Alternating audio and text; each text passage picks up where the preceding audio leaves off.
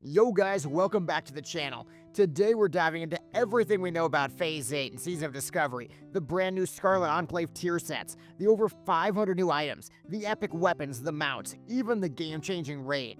If you're as hyped as I am, make sure to smash that like button, subscribe, and drop a comment with your excitement for Phase 8. First up, we've got the new tier sets. In Phase 8, every single class, every single spec is getting a fresh Scarlet Enclave themed tier set.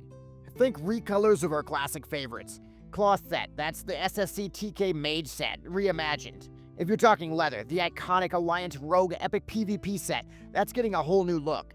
Mail, your beloved Alliance Hunter Epic PvP set, that's completely reborn. And if you're a plate wearer, you're getting your legendary Warrior Black Temple rating set, but now in Scarlet Glory. Each set is coming with new 2-piece, 4-piece, 6-set bonuses as well. Imagine Ret Paladins building holy power stacks or Warlocks getting massive haste from periodic crits. But here's a question for you. If you could pick any expansion's tier set to be recolored for Phase 8, which one would it be? Comment below and let's settle this debate. Next, let's get ready for over 500 new items. You got that right, over 500. From new trinkets that pack a real punch to the beloved companion Pepe finally making an appearance, Phase 8 is stacking your loot boxes with insane goodies. So what is one item you're really excited to get your hands on in Phase 8? Let me know in the comments. Now let's talk weapons, and trust me, these are a huge step up from Naxxramas. Imagine Queen's Fall with different passive bonuses based on your class. Or the Scarlet Smashbringer, delivering massive damage plus a 375 strength buff for 15 seconds. Or take the Light Fist Hammer, it's boosting your attack speed by 10% for 15 seconds, and it's awesome. If you're a Feral Druid, the Poleaxe of the Beast, it's gonna be your absolute dream. Meanwhile, the Duplicity and Deception, chance for extra attacks with each of these weapons, but if you wield both, you're getting 2 bonus attacks. Or look at the Khalid Bolg, on-demand knockback and an insane movement speed boost too. For me as a healer though, the Spire of the Sacrifice, incredibly cool. Gives you massive healing bonus, but at the cost of your own health. So which weapon bonus do you think is the most game-breaking? Sound off below. Phase 8 though, it isn't stopping there. There are new enchants here to completely revolutionize your gameplay too. Get ready for the Grand Crusader. That's a 2.0 version of the fan-favorite Crusader enchant. We've also got the Grand Arcanist, the Grand Sorcerer enchants, delivering massive spell power, mana return as well. These enchants might just be exactly the edge you need to dominate the competition. So are these grand enchants what you need to actually change your build? Let's discuss in the comments. So mounts are getting a major facelift as well. There is a brand new Scarlet mount, probably obtainable from the new upcoming raid. But even cooler, there is a mount labeled the PvP Warhorse as well. Could that hint at a new PvP mode, rank 15, epic rewards? I really hope so. Would you guys actually come back to PvP if there was a new rank 15 or massive rewards were introduced? Hit the comments with PvP yes or no way. Adventure is going to be awaiting you in a whole new questing hub behind Tier's Hand as well. Expect things like a crafted disguise system, annoying patrol mobs, a mage tower puzzle for enchanters, though probably not an actual mage tower, so don't get your hopes up. Tons of fishing, cooking, profession quests as well. It's gonna be crazy. And don't forget Mayor Quimby, he's back, just like in the Death Knight starting area. So are you excited or pessimistic about a brand new questing hub and completely new quests? Let me know. Now for the crown jewel, the Scarlet Enclave Raid. This raid is going to combine the gritty vibe of the Death Knight starting area with a fully revamped, tight hallway Scarlet Monastery feel. With 8 new bosses, including fresh faces like High General Beatrix, old favorites like Balnazar, Lily and Voss as well, it really promises some unforgettable battles. Here's the kicker though, the epic conclusion to the Corrupted Ashbringer questline. It's still up in the air, but you'll likely start with the Ruined Lightforged Blade. You're going to gather materials, maybe the Lightforged Iron, and you're going to piece together this legendary Ashbringer.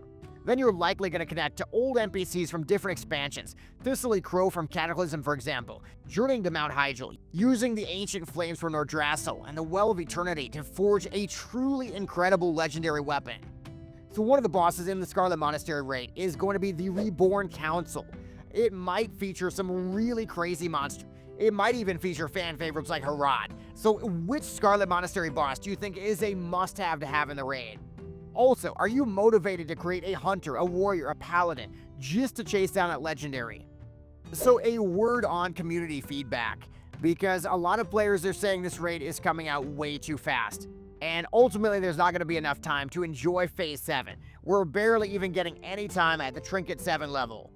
Meanwhile, Phase 8 looks like it might be the final phase of Season of Discovery. So if it's going to be the final phase, wouldn't it make sense to at least put it out a little bit later than this? Of course, there's also plenty of drama about which classes are actually going to be overpowered in Phase 8. After all, nobody wants to play a class that ends up being very weak. My very early prediction, without the data yet, is that warriors are probably going to be very strong. It just feels right to end the game that way. So alongside Phase 8, there is the possible fact that this will be the final phase of Season of Discovery. That means with the phase, we're going to have to also start asking the very hard questions.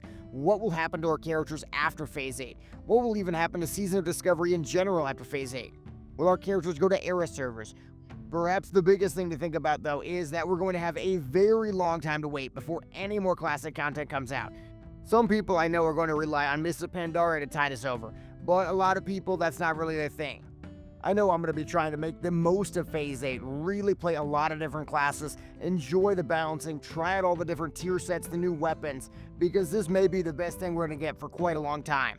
I'd definitely be very curious to see what you guys think about Season of Discovery as a whole so far, because I know some of the opinions lately have not been that positive. Would be very interested to hear your opinion. So last but not least, we've got Phase 8 serving up new cooking recipes and feasts as well. These aren't just any recipes though, because feasts pack every single buff you need for your DPS, your casters, your tanks, your healers, in one meal that everybody can use. Imagine saving on consumable costs. You're getting the ultimate stat boost at the same time. So what do you guys think about feasts being added to Classic? Is it a good idea or a slippery slope to somewhere bad? Definitely drop your foodie thoughts in the chat. Wow, Phase 8 is shaping up to be an absolute game changer in Season of Discovery. We've got the new tier sets, the epic weapons, the innovative enchants, stunning mounts, a whole new questing hub, an adrenaline-pumping raid, even mouth-watering new feasts. There is really so much to get excited about.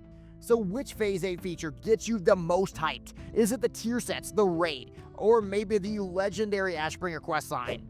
Let me know in the comments right now. So if you enjoyed this deep dive into all things Phase 8, smash that like button, subscribe for more updates, and ring the bell so you never miss our hottest news on Season of Discovery. And hey, share this video with your guildmates. Let's get the entire community buzzing. Until next time though, keep the hype alive, and happy adventuring.